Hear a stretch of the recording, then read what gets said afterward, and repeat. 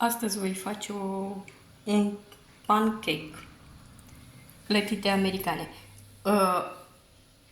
Am 3 ouă, puțină sare, le voi zbate bine cu mixerul, păi voi adăuga laptele și compoziția deja prontă.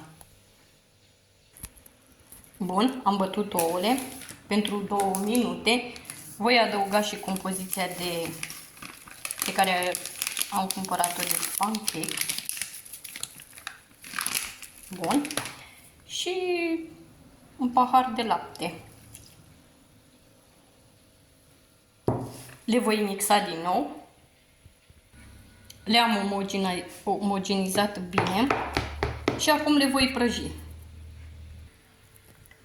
Bun. Am să pun... Eu am pus o ceșcuță într-o ceșcuță de cafea, așa îmi dau seama cât este o clătituță.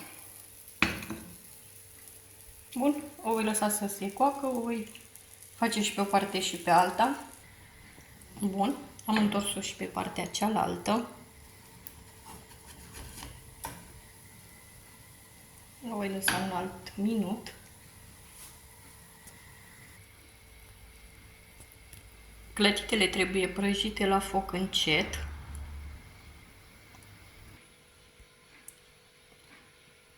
Bun, și clătitele americane le-am terminat. Am început să pun Nutella pe fiecare și vom vedea cum vor ieși la final. Și am ajuns cam la final.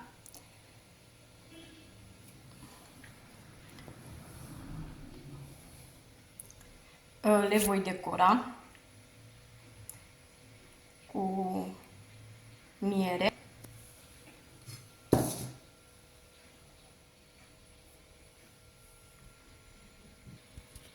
Le-am decorat cu avocado. Voi pune miere.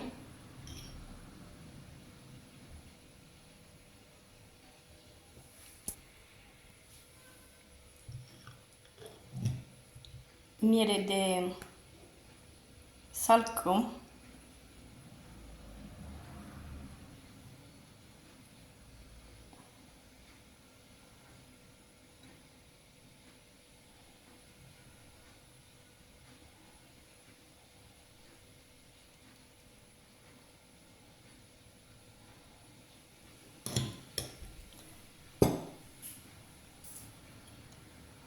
Zahăr pudră.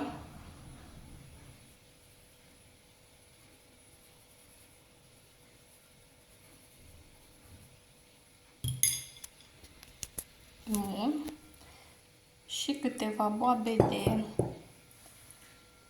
melogramă.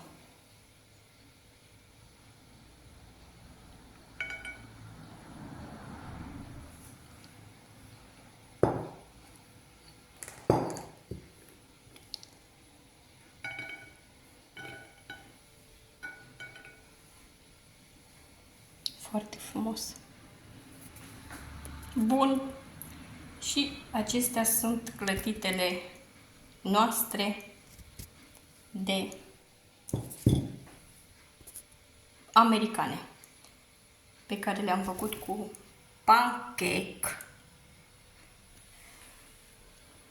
Sunt super bune și delicioase. Bun.